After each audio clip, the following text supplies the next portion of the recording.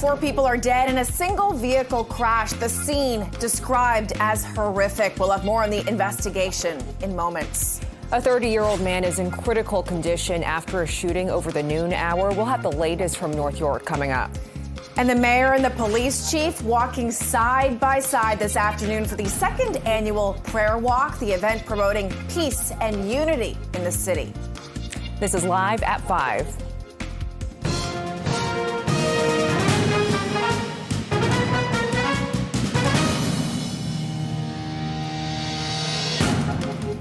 Good evening. Thanks for being here. I'm Beatrice Faisman. And I'm Cija Liu. Welcome to Live at 5.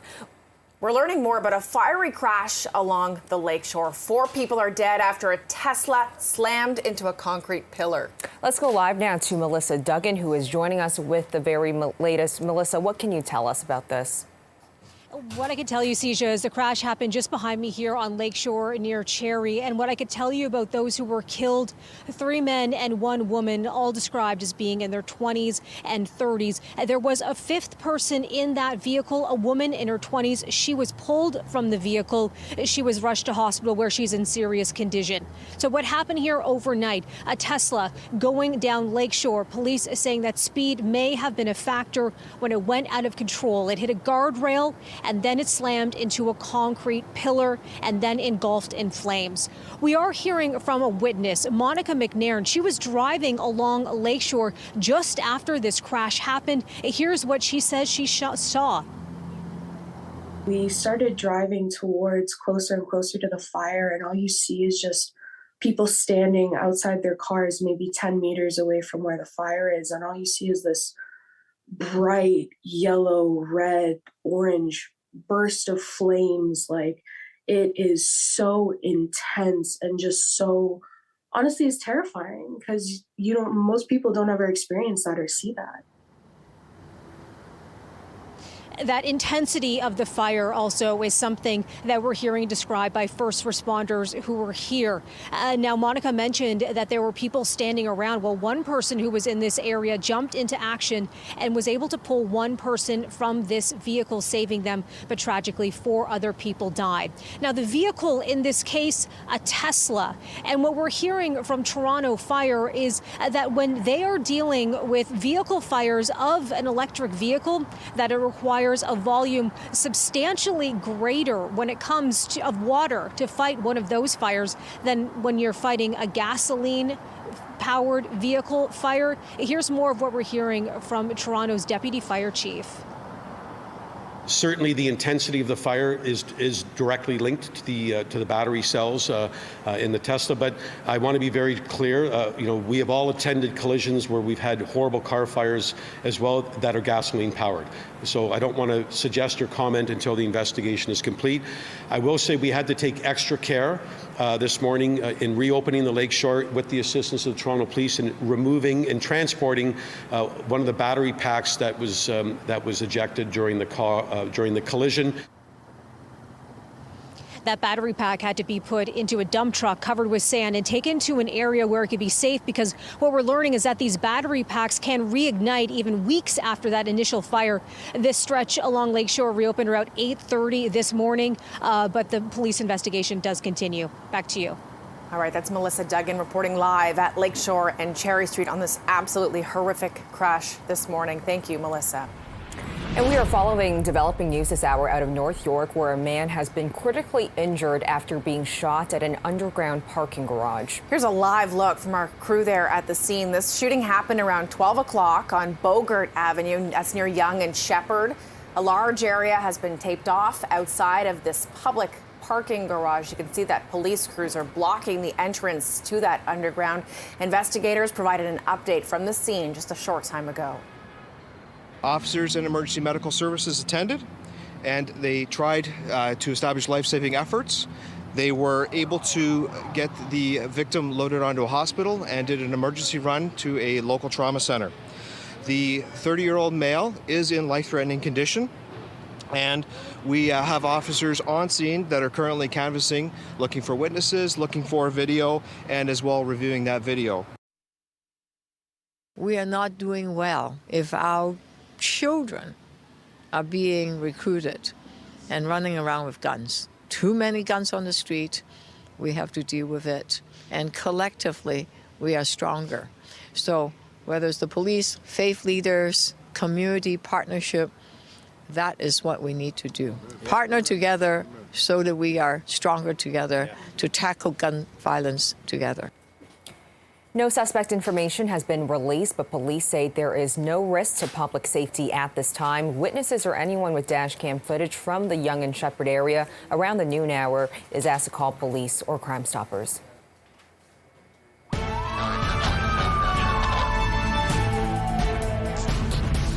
We're following some breaking news from California, where prosecutors are recommending that Eric and Lyle Menendez be resentenced for the 1989 killings of their parents in Beverly Hills. Now, the brothers were sentenced to life in prison without parole in 1996. The brothers admitted to the crime, but said they feared their parents were about to kill them to prevent the disclosure of the father's longtime sexual molestation of Eric Menendez. The brothers' extended family has pleaded for their release, and their case has recently garnered a lot of publicity following the releases of a Netflix documentary and drama series.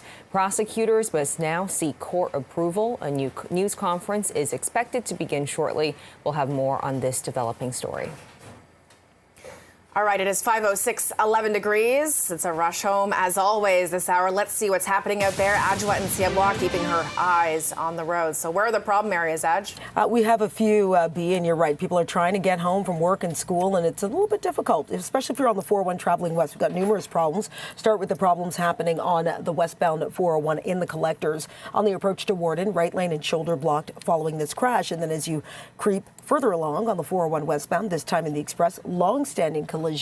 It does have the left lane and shoulder blocked, and even more issues on the 401 westbound. Looks like things moved over to the side. It was the westbound 401. This was just through Dufferin in the express. Was a stall, managed to move into the construction zone instead of that lane, so they did drivers a favor. And you know, it'll keep the good news rolling on the QEW Toronto bound. Still a bit busy and creating a visual delay, but problems we're dealing with Toronto bound QEW just past Walker's line. Collision off to the side, was in the HOV lane, but did move over to the shoulder. On city streets, crews on scene of a collision blocking lanes on Bayview and Sheppard. This CP24 traffic report is brought to you by 407 ETR. Enjoy the journey with a stress-free commute. Toronto Police Chief Myron Demke and Mayor Olivia Chow participated in the second annual prayer walk alongside leaders of the Canadian Black Clergies and Allies. CP24's crime analyst Steve Ryan was there for the prayer walk and has the very latest. So what was the key message, Steve, to come from the mayor, from the police chief, and the others that you spoke to at the rally there?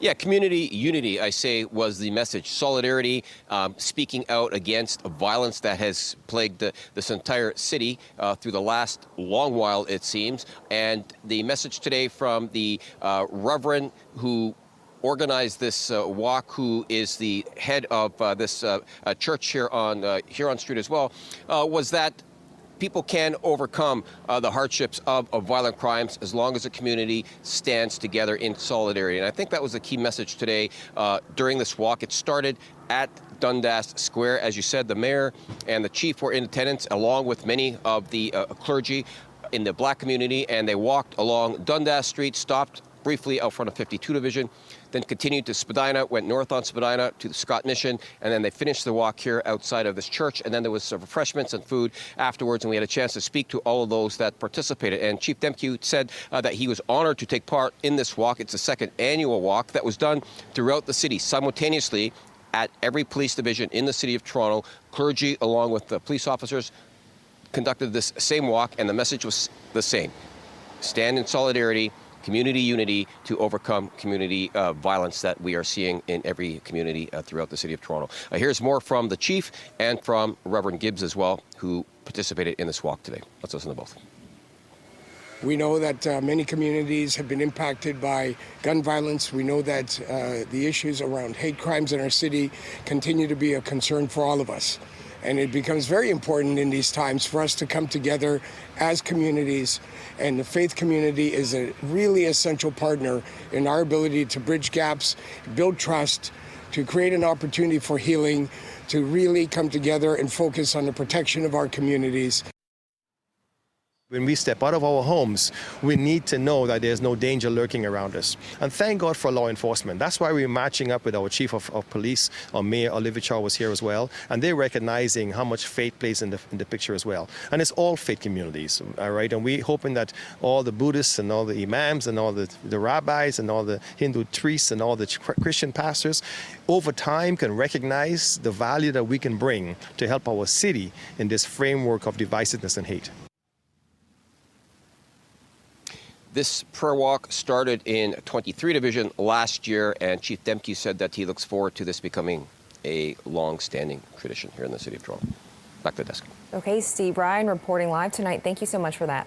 Let's go live now to Los Angeles, where prosecutors are recommending that Eric and Lyle Menendez be resentenced for the 1989 killings of their parents in Beverly Hills. Let's listen in. We did not have enough resources to handle all the requests, and one of the things that I thrive to do in this office is to be very transparent in everything that we do. In this case, we review the prison files. And you have to understand that the way the process works, when you're talking about a sentence, a resentencing under the law, it really focuses not necessarily in what the original crimes were, but it focuses on, has the person been rehabilitated, number one, and number two, can they be released safely into their community? Under that rubric, since I've been in office, we have resentenced over 300 people, including 28 for murder. Only 4 have reoffended. If that was a regular recidivism rate in this country, we would be the safest nation in the world, but we know that it's not. In fact, somewhere between 40 and 50% of the people that go to prison reoffend and get rearrested. And that's why we have so many problems. However, when you look at the case of the Menendez brothers, you see 2 very young people. One was 19 and the other was 21 when they committed these horrible acts. And I want to underline, they were horrible acts. There is no excuse for murder. And I will never imply that what we're doing here is to excuse that behavior. Because even if you get abused, the right path is to call the police, seek help. But I understand also how sometimes people get desperate. We often see women, for instance, that have been battered for years, and sometimes they will murder their abuser out of desperation. And I do believe that the brothers were subjected to a tremendous amount of dysfunction in the home and molestation. But they went to prison for life without the possibility of parole. All right, you've been listening live to a press conference out of Los Angeles. Prosecutors there recommending the resentencing of 2 brothers in the 1989 slaying of their parents. They were sentenced to life in prison, but their argument was, and they admitted to killing their parents, their argument was they were concerned that their parents would kill them after suffering from years of abuse. So that was just a little bit of the press conference from Los Angeles. We'll have the very latest for you as this story continues to unfold. Well, time now is 5:13, 11 degrees outside. This is Live at 5. The Trudeau government announces a significant drop in immigration targets. Coming up, we'll have details and reaction.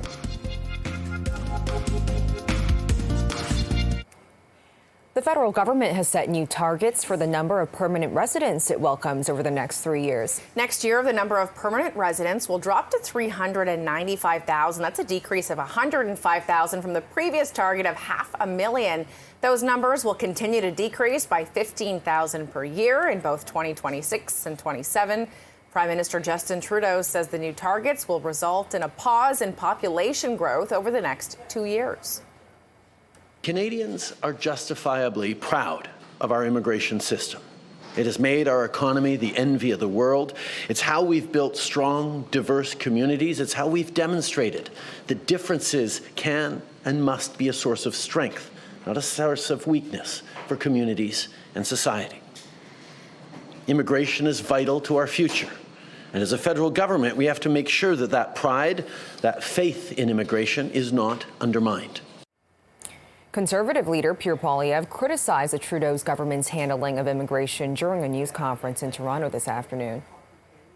Destroyed the best immigration system in the world, a system that had a common sense consensus of conservatives and liberals for 150 years. Immigration was not even controversial before Trudeau came along. How did he do it? He left Roxham Road open for a year after President Biden offered to close it. He removed the visa requirement for Mexico, which caused an explosion of false and fraudulent refugee claims. And he allowed rampant fraud and abuse in the international student program, which has seen as many as 26 kids living in one Brampton basement and countless losing their lives to drugs, gangs, and other chaos on our streets. The move comes after years of rapid increase to the number of permanent and temporary residents here in this country. The result has been a surge in Canada's population to record levels, further boosting housing demand and prices at a time of heightened interest rates. For more on the impact of the announcement, we are joined live by Syed Hussain, Executive Director of the Migrant Workers Alliance for Change. Syed, thanks for your time today. The Trudeau government says this is an improvement to the immigration plan, but how will these changes affect the temporary workers and migrant workers that you represent? So one of the most important things that is happening today is that there is a cut of about 1.2 million temporary permits that has been announced in the previous few weeks that has been rolled into this announcement. What that means is 1.2 million people who have lived here for many years, who've grown roots, who have formed communities, will now either be forced to leave the country and become uprooted or stay here and become undocumented and face even greater exploitation. Fewer permanent resident levels means more people will remain temporary because they won't be able to transition into permanent residency. And permanent residency is the mechanism through which all other rights are accessed. Migrants in this country are facing incredible amount of abuse and exploitation because they are denied rights that only come with permanent resident status. The UN called it a contemporary form of slavery. So the Prime Minister is using anti-immigrant scapegoating, which is linking migrants to the housing and affordability crisis, which is not. There is no correlation between the two, and using this as a way to recover from the fact that he's down in the polls, trying to implement conservative-like anti-immigration policy. And it's not going to work. It's going to hurt migrants, and it's going to hurt Canadians. So yeah, today the Prime Minister essentially admitting that after the pandemic, the government did not strike the right balance when it comes to immigration and migration. We've seen videos. I mean, the job hunt for so many is near impossible. So how do you strike that right balance by bringing in workers and still allowing opportunities so that for them to actually find work? So there has been a lot of disinformation. It needs to be clarified. So first of all, there has been no significant rise in permanent residents. What happened was that in 2020, when Canada closed the border, there was a 154,000 person shortfall in permanent residency. And so there was an increase of 50,000 a year in 21 to 22, 2023. In 2024, it was capped, and now it's being reduced between 2025, 26, 27. So if you look at it between 2019 and 2027, it is all going to come out in the wash. So this whole conversation about this incredible increase in population is because people are not actually seeing the whole picture. They're not seeing the whole picture because there's been disinformation being pushed by right-wing voices who want to divide working class people. We are all struggling. Okay, we're all struggling because we can't make ends meet. Our wages are too low. The cost of housing, the cost of groceries is too high. And we are being told that the people who are responsible for this crisis are migrants and immigrants. And this serves to distract us, first, from holding provincial governments accountable, because housing, education, healthcare, labor, all of these are provincial priorities, and those premiers have underfunded and privatized those services, allowed their rich developer friends to destroy the housing market, to keep the housing construction low so they could raise prices. That's who's responsible. But instead of actually engaging with that situation, the provincial government and then right-wing economists and then right-wing political parties have been scapegoating migrants. And now we have completely wrecked the conversation so that people don't really understand who's causing the housing crisis. There's actually not this massive increase in permanent residency. So what is happening here is now suddenly in this knee-jerk, racist, scapegoating mechanism. The federal Liberals are going to decrease the population. What that'll mean is people will become undocumented or be forced to leave. On the other hand, there's no increase in housing. There's no more funding in healthcare, which is being privatized all across the country. We don't see provinces stepping in and giving money to educational institutions who have been underfunded to the point that they have been forced to turn to international students to meet their bottom line, right? And so long as you keep reducing on one side but not actually increase the other side, it doesn't fix absorption. It doesn't fix any of these issues. So we've had a lot of misinformation. Migrants need permanent resident status so they can have equal rights. All of us need affordable homes. We need affordable groceries. We need better wages, which means there should be a cap on rent. The wages should go up. There should be actual job matching. There should be industrialization in this country.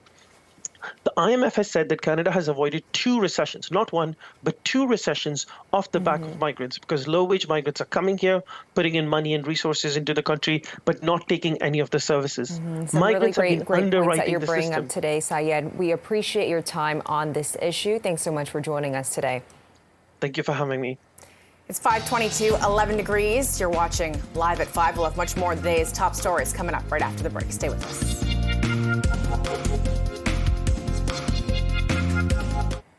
The provincial government is investing $150 million to expand government-funded fertility services. Taking the step to start or grow your family can be a very stressful time. And worrying about when or how your family will access key services on the journey to parenthood should be the least of your concerns. Today's announcement will make it easier and faster than ever before for more families to access key fertility treatments and care closer to home.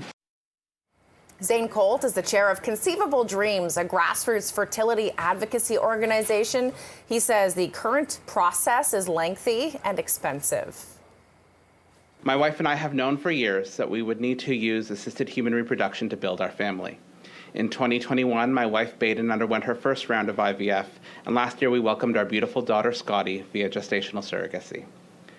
As our journey continues to complete our family, we're actually in the midst of our second round of IVF right now. Despite funding from the Ontario Fertility Program, we are nevertheless out of pocket tens of thousands of dollars as we attempt to build our family.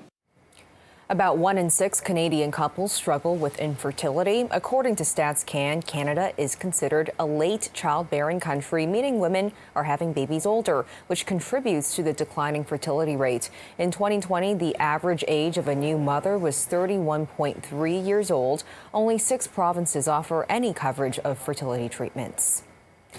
Well, 5:26, 11 degrees. You're watching Live at 5. A homeowner refusing to back down in a fight with town officials over her Halloween decorations. We'll explain right after the break. An Innisfil homeowner is in a battle with the town over a Halloween setup. Now, Innisfil bylaw says it received a complaint that the haunted house decoration set up outside a home on a corner is blocking the view of some drivers. The homeowner says she won't be removing her decorations with Halloween just a week away and will instead pay any fines. All right, it is 5:29, 11 degrees. You're watching Live at 5. We're following the very latest on a quadruple fatal crash along the Lakeshore. Our Melissa Duggan is live at the scene. We'll check in with her coming up.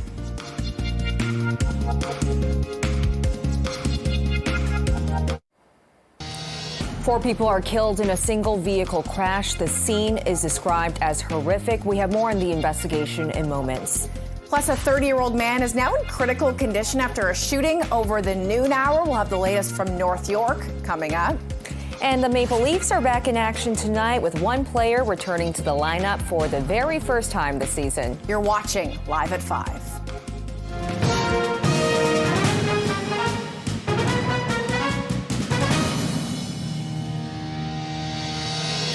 Hello, I'm Sijal Liu. And I'm Beatrice Faisman. Welcome to Live at 5.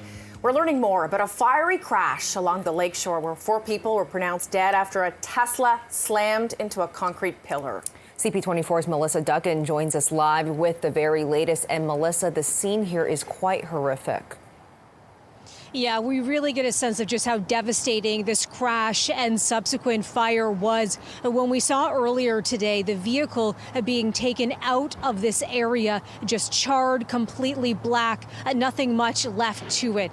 We understand that police suspect that speed was a factor in this deadly single vehicle collision.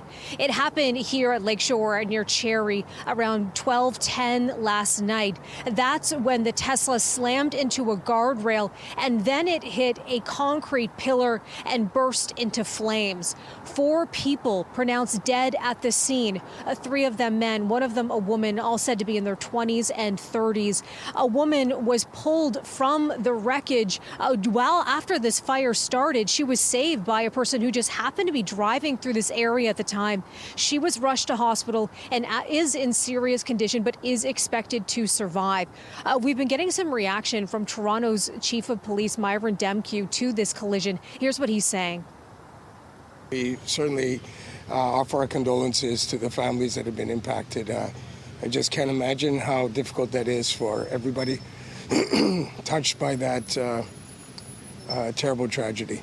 And, you know, I got to also acknowledge the community that was in the immediate area, our first responders. These are difficult days for everybody who responded, and a time for us to certainly we'll do our job to investigate and you know, understand better what transpired. But you know, it is a tragedy. Now, another factor to this crash is that the vehicle involved is an electric vehicle, a Tesla. And we're starting to learn more about the challenge that may have posed when first responders were here at the scene battling the fire, and also having to deal with a battery cell that was ejected from the vehicle. It had to be collected very carefully and taken to an area where it could be safely disposed of, because as we're learning, those cells that they can reignite into a new fire sometimes weeks after the initial blaze. Here's more what we're hearing from Toronto's Deputy Chief of Fire.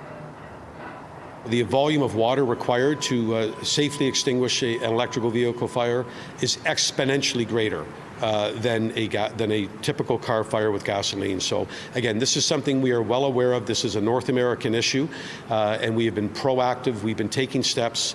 We're probably the lead in Canada right now on our protocols, and this is an evolving technology, and we will continue to do our research, work across with our jurisdictional peers across North America to make sure that we have the best practices in the City of Toronto. Now, again, the crash happening about 12:10, just after midnight last night. But this stretch of Lakeshore was closed until 8:30 this morning after cleaning up the fire scene and being able to take this charred vehicle from this area. We do know that this police investigation does continue. Anyone who may have seen anything here, may have some dash cam footage, you're being urged to contact police. Back to you. Okay, thanks so much for that update, Melissa. We're also following developing news out of North York this hour, where a man has been critically injured after being shot in an underground parking garage. Here's a live look from the scene this hour. Now, this happened around 12 o'clock this afternoon on Boulevard Avenue. This was near Yonge and Shepherd. A large area, as you can see, has been taped off outside a public parking garage. Police provided an update a short time ago. Any witnesses that were in the area, we're asking them to call police at 416-808-3200 or Crime Stoppers to remain anonymous. Anybody that has any dash camera that was in the vicinity around the noon hour in the Yonge and Shepherd area, that would be greatly beneficial if you could give us a call and help provide that to the investigators. We have a large police presence on the area, our gun and gang units on scene, the forensic identification units on scene, as well as several uniformed members are in the area providing security, as well as conducting a follow-up investigation. And area residents were rattled by today's shooting. That's shocking. I didn't know. I didn't hear anything. I think it was in the building right across on the other side of the street. 100% concerned, right? You know what I mean? It's usually a good area here, but past few years, it's just going to you know what, right? You know what I mean? No suspect information has been made public, but police say they don't believe there to be a risk to any public safety at this time.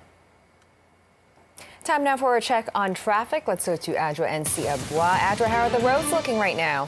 Barely moving. CJ, it has been a busy go. At least you have the sunshine to accompany you, but you also have problems dealing with some major issues actually now if you're trying to make your way on the QEW and get out of Oakville. So Toronto-bound QEW, just as you make your way past Dorval, it's the 3 right lanes that are out with the collision. Fire just arrived on scene and they blocked a number of lanes. So very, very busy already from before third line. And then the pileup of problems continues on the 401 West. Westbound 401 on the approach to Warden in the collectors.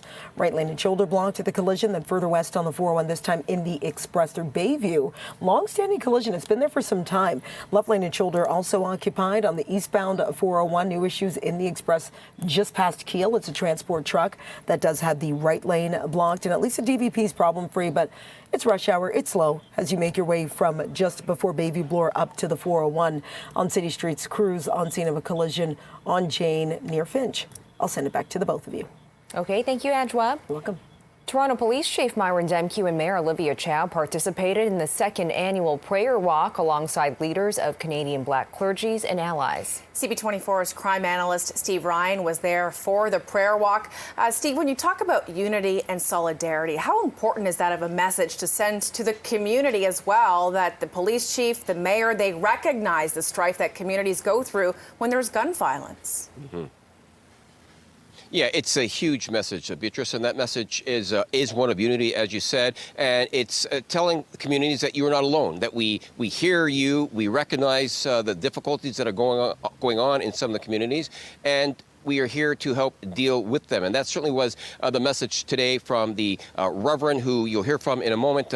He spoke about the solidarity and the unity and the importance of community coming together in times when some communities are struggling, with it, whether it be with poverty or with violent crimes in their neighborhoods. So this was the 2nd annual prayer walk. It started at Dundas Square. The chief, as we've been reporting, along with the mayor and many faith leaders, prayed at that location, and then they walked along Dundas. They stopped outside of 52 Division, then made their way to Spadina, north towards the Scott Mission, and then they finished here at this Baptist church on Huron Street. We did get reaction from the chief, from the mayor, and from the Reverend as well, who's also the police liaison, Reverend Gibbs, a very good man. I've known him for years, and he's been a very big advocate of safety in communities and communities being unified. Here is some of that reaction from Mayor Chow and from the Reverend, who I spoke with earlier this afternoon. Let's listen to both. It's about coming together because we know we are stronger together. It's taking over the space and say no to people that wants to do harm, no to people that wants to hate. And it's not only reclaiming space, it's about building relationships. It's about praying together. It's about a unity of purpose that we need to invest more in our young people to deal with the root cause of violence and prevent the violence from happening. What we have to try to offer as much as possible is that the majority of us who do understand the hope for a better community, a hope for a better city and for peace, the majority of us, we got to stop being silent and we got to start speaking up and standing strong together, because as the mayor said earlier on, stronger together. And we got to recognize that for the minority that seems to be blown up through the media, that's not representing of who the majority of our community is. There are a lot of good people in our city, and we want to make sure we raise that voice, the faith voice, to demonstrate that we can have that majority voice overshadowing and overcoming the hate and the anger we're seeing in our community. Similar prayer walks took place throughout the city of Toronto at all the police stations today, and they all began simultaneously at 2:30. I'll send it back to the desk. All right, that's our crime analyst, Steve Ryan, reporting live tonight. Steve, thanks so much for this. It is 5:41, 11 degrees outside. You are watching Live at 5. The battle over bike lanes showing no signs of hitting the brakes. The latest comments from the mayor coming up.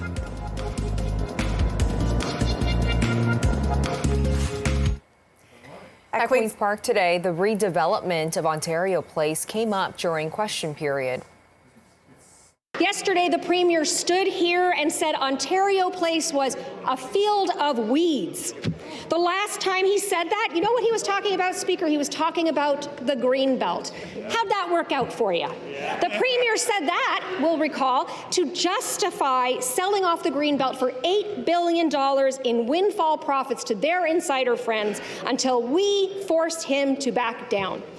When is this government going to learn? What is it going to take for them to reverse their latest scheme to sell off Ontario Place, or is it going to take another RCMP investigation? Let me talk about the things that keep the Ministry of Infrastructure busy, that keep all of us busy. In fact, Mr. Speaker, let me talk about the projects that we are building in the province of Ontario. One Door for Care Children's Hospital in Ottawa, Mr. Speaker. The Eglinton Crosstown West Extension, Mr. Speaker. Order. Tunneling work is completed. Position come to order.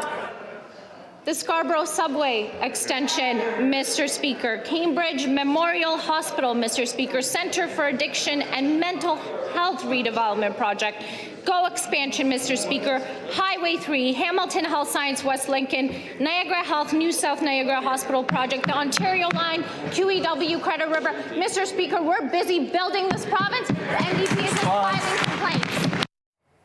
The legislature resumed earlier this week after an extended summer break, 19 weeks off. In fact, it resulted in many heated exchanges like this one all week long. And Mayor Olivia Chow says the Premier's threat to remove bike lanes isn't the way to tackle the city's congestion problem. I hope that the provincial government would provide more support to build the Eglinton East Scarborough LRT, the Waterfront LRT, open up the Crosstown LRT and the Finch. There's so much to do on dealing with congestion, and we could work together. Chow's remarks come after a protest at Queen's Park yesterday evening opposing the Ford government's newly tabled legislation. That legislation would force cities to receive provincial approval before installing new bike lanes and give the province the power to review existing bike lanes. It is 5:46, 11 degrees. This is Live at 5. The Maple Leafs are looking to bounce back tonight as they take on the St. Louis Blues. We have more on what to expect at Scotiabank Arena and who's making their debut after the break. So cute.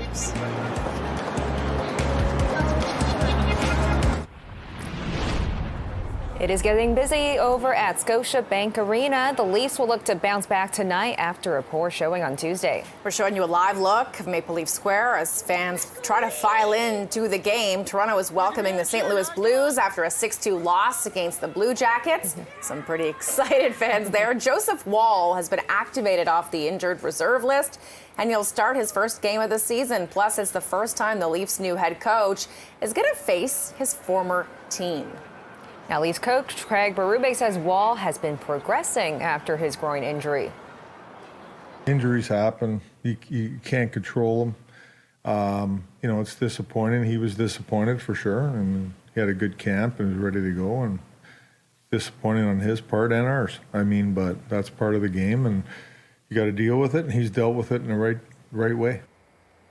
The Leafs and the Blues have identical 4-3 records heading into tonight's game. Let's hope all those fans can cheer the Leafs on to a win tonight. And the Scotiabank Arena was busy last night, too. The Raptors, they were reviewing game film today after a lopsided loss in their season opener last night.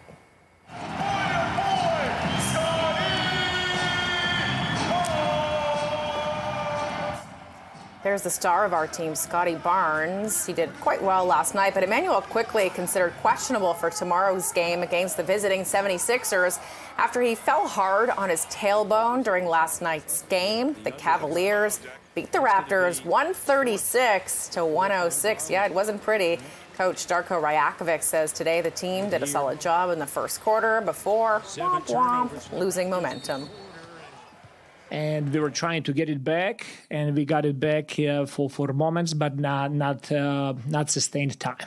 But all the guys spoke today.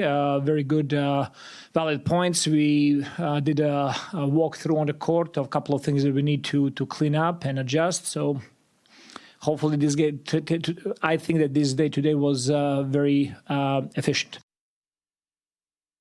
Says RJ Barrett is progressing from a shoulder injury and may be able to return at some point in the next couple of days. Well, the 111th Grey Cup is less than a month away, and the Jonas Brothers, they're brushing up on their Canadian trivia ahead of their halftime show. Watch this. Starting up, guys, we're going to see if these are real, fake cities or towns in Canada. First up, we have, I can't read that. Peekaboo Corner, New Brunswick. I'm going real. Yeah, Feels real. it's too silly not It's to be real. It's real. They need a bit more practicing. Well, Nick, Joe, and Kevin, they had some fun with names of small towns and cities here in Canada. And for the most part, they did pretty well. The Jonas Brothers will perform in the Twisted Tea halftime show at the Grey Cup in Vancouver on November 17th. That's a pretty good get for the CFL, the Joe Bros. All right, let's get back to the hard court now, because the WNBA champions, they were celebrated big time in downtown Manhattan today. Some of the top players here, we have Breanna Stewart, New York Liberty teammates. They were all cheered on during the parade held in Manhattan today. All right, let's get to another story that we're following as well for you. A Zamboni driver in Quebec has been arrested for impaired driving after a collision into the boards at a hockey rink. Video shows a referee skating alongside the machine as the driver heads straight into the boards. No one was hurt, but a door on the rink was damaged. Several people witnessed the collision, and one of them called police. The 25-year-old man was arrested after police administered a sobriety test. It's 5:53, 11 degrees. You're watching Live at 5. We're going to take a quick break. We've got more of the day's top headlines right after the break. Stay with us.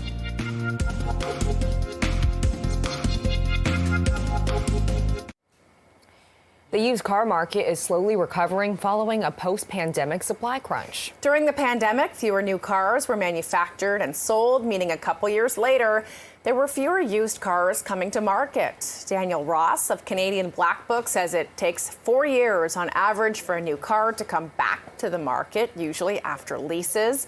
Used vehicle prices have come down compared with last year. Christmas is just over 2 months away, and a new BMO survey finds most Canadians are planning to tighten their purse strings during the holidays. 79% said they plan to cut back on spending. More than half say they are just thinking about the cost of holidays. It gives them anxiety. Despite the financial stress, 63% of Canadians surveyed say they still plan on giving back during the holiday season. The average amount people expect to spend on gifts this year is $519. A new report shows the share of Canadian small businesses impacted by crime has almost doubled in the last year. The Canadian Federation of Independent Business finds that 45% of small businesses have been directly impacted this year, up from 24% last year. The most common crimes are vandalism, theft, and litter. 2/3 of store owners say they are worried about their safety and that of their staff and customers. In the last 3 years, businesses have spent a median of $5,000 on crime-related expenses. Half have adjusted their operations, including keeping doors locked and shifting to appointment-only services. Nearly 8 in 10 owners feel like governments aren't doing enough to address the problem. And Julie Kowinski of the CFIB joined us live earlier today with more on the findings. Imagine that you're a business owner. Here's a scenario. You're struggling to recover because nobody is buying, or less people are buying your products and services for the last 13 consecutive months, and you're hit with 2 break-ins and it's costing you $12,000. So the point I'm making here is small businesses, many of which are still struggling, like in retail, they have these challenges, and one single crime could make or break them. The Federation says its members want all levels of government to work together on the issue and address the high costs of insurance claims and the root causes of crime. 3 NASA astronauts and a Russian cosmonaut are on their way back to Earth after undocking from the International Space Station. The crew wrapped up an extended 235-day mission, which was pushed back due to issues with the Boeing Starliner aircraft, which has stranded 2 others in space. The crew of 4 is expected to splash down in the Gulf of Mexico early tomorrow. And dinosaur fossils have been discovered in Hong Kong for the very first time. Officials made the discovery in March. The government said in a statement that the fossils were found on a port island, a remote rocky area. Researchers have determined the fossils likely originated from a large aged dinosaur from the Cretaceous period. More studies will be done to confirm the species. Wow, it's so interesting how we're still finding new things after all this time. Still lives on. All this time later, it's 5:59, 11 degrees. You're watching Toronto's breaking news, CP24. Thanks so much for watching. CTV News at 6 is coming up next with all of the day's top stories. I'll see you at 7.